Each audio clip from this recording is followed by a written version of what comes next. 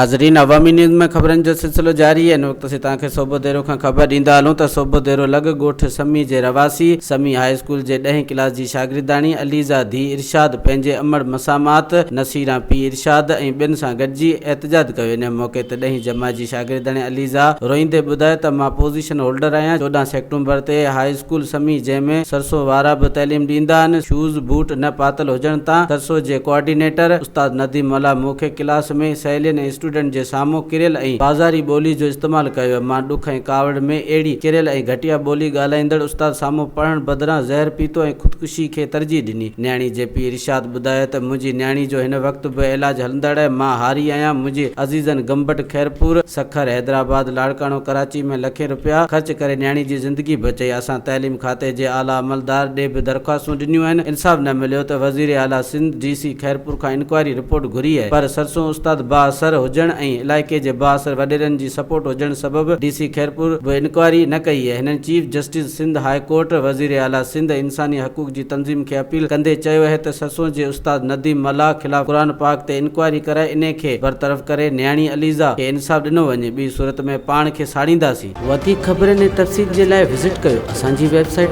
awamiNewsHD.com ऐं ॾिसंदा रहो अवामी न्यूज़ HD।